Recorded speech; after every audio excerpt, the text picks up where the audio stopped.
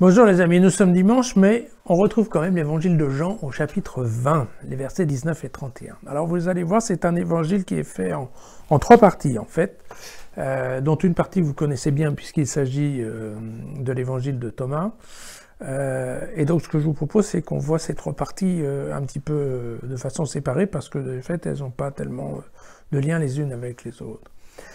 Donc le soir de ce même jour qui était le premier de la semaine, oui, il faut vous dire que chez Jean, ça s'est pas passé en 3 jours, ça s'est passé en une journée, voilà.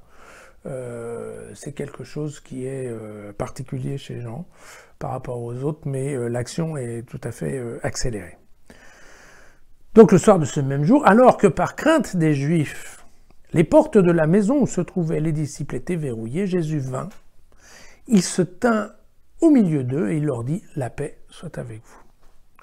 Tout en parlant, il leur montra ses mains et son côté. En voyant le Seigneur, les disciples furent tout à la joie. Alors à nouveau, Jésus leur dit « La paix soit avec vous. Comme le Père m'a envoyé, à mon tour je vous envoie ». Ayant ainsi parlé, il souffla sur eux et leur dit « Recevez l'Esprit Saint. Ceux à qui vous remettrez les péchés, ils leur seront remis. Ceux à qui vous les retiendrez, ils leur seront retenus. » Voilà.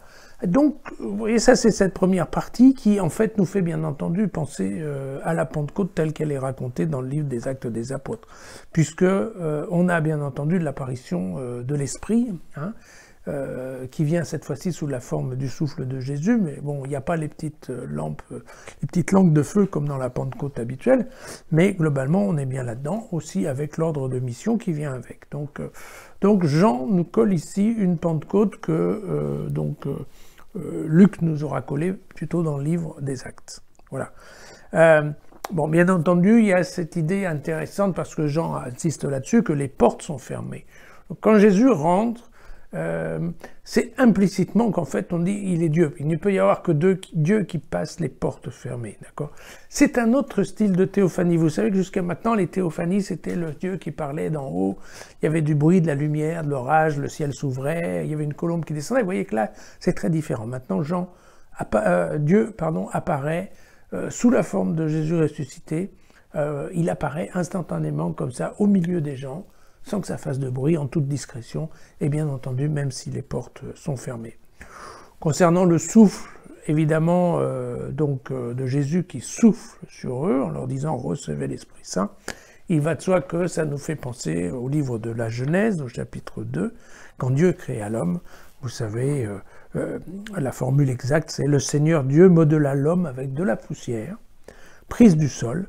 Il insuffla dans ses narines l'haleine de vie, et l'homme devint un être vivant. » Donc, on a bien cette idée que, avec cette opération du Saint-Esprit, si j'ose dire, il y a bien un renouveau, une nouvelle vie,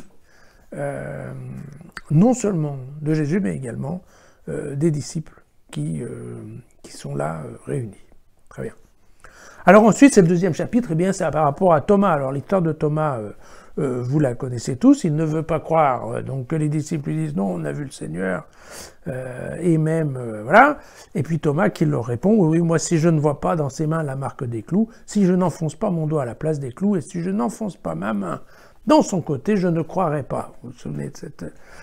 Thomas, il était vraiment incrédule au sens propre du terme. Eh bien, 8 jours après, à nouveau, ils sont réunis dans la maison, à nouveau, mais cette fois-ci donc avec Thomas. Comme d'habitude, Jésus vint, toutes les portes fermées, il se tient au milieu d'eux, il leur dit, voilà, la paix soit avec vous, et il dit à Thomas, eh bien écoute, avance ton doigt ici, regarde mes mains, paf, et cesse d'être incrédule, et devient un homme de foi. Et Thomas lui répondit, mon Seigneur et mon Dieu. Et Jésus lui dit, parce que tu m'as vu, tu as cru, heureux ceux qui, sans avoir vu, ont cru. Et donc, bien entendu, donc, on est tous un petit peu des Thomas, on se dit tous que si on avait vu, ça serait quand même beaucoup plus simple. D'ailleurs, vous remarquerez que dans ce texte, Jésus propose à Thomas de mettre le doigt, mais vous voyez que Thomas ne le fera pas en fait. Donc comme quoi, il avait beau dire qu'il allait mettre le doigt pour en être sûr, à la fin, il ne l'a pas fait.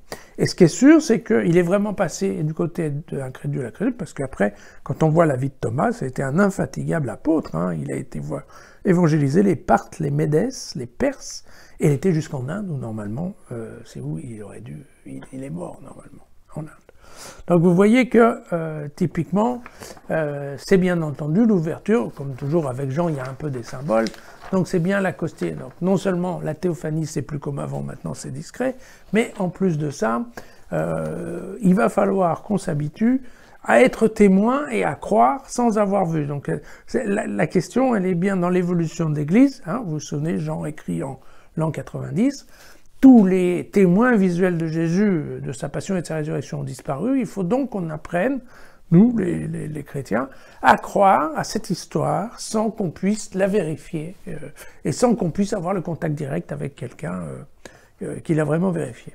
Et puis le dernier passage de cet évangile, il est important parce que c'est ce qu'on appelle, vous savez, un kérigme, c'est-à-dire en fait une définition, au sens du terme, de la foi vue par Jean. Et là, Jean nous le dit bien, Jésus a opéré sous les yeux de ses disciples bien d'autres signes qui ne sont pas rapportés dans ce livre. Parce que contrairement à Luc, vous savez, qui se targuait de vouloir être sérieux et de tout raconter à son ami, eh bien là, Jean reconnaît lui-même qu'il n'a pas raconté tous les détails des miracles et des différents signes qu'aurait pu donner Jésus. Mais ceux-ci l'ont été pour que vous croyiez que Jésus est le Christ, le Fils de Dieu, et pour que, en croyant, vous ayez la vie en son nom. Donc, on revient à une des choses dont on a déjà parlé. Hein. On fera à la fin de l'évangile de Jean, on fera en effet un résumé de qu'est-ce qu'il a pu dire comme chose simple et intelligible. Mais une des choses simples et intelligibles, c'est effectivement l'évangile, c'est bien la description de signes, d'accord, qui se sont effectivement réalisés, que ces signes ont été faits pour que l'homme croie, et donc pour que l'homme croie que d'une part Dieu existe, que d'autre part Jésus est effectivement le Fils de Dieu, d'accord, et en croyant qu'on ait droit à la vie éternelle. Vous vous souvenez de cette idée qu'on a déjà développée, que pour Jean, si vous croyez, vous êtes automatiquement envoyé dans la vie éternelle. Si vous ne croyez pas, à ce moment-là, vous serez jugé sur vos œuvres. Je suis sûr que vous vous souvenez de ça parce que c'est quelque chose qui est assez marquant. Eh bien, c'est bien ce que nous dit Jean, et il insiste là-dessus. Les signes sont faits pour croire, et qu'en croyant, on puisse être sauvé. Voilà. Donc vous voyez, en quelques lignes, beaucoup de choses sont dites, beaucoup de symboles sont prononcés, et voilà qui est un bon démarrage de la partie post-résurrection. Voilà, si cet évangile vous intéresse, vous pouvez le lire dans mon site qui est jesusfacile.com, ainsi que mon commentaire.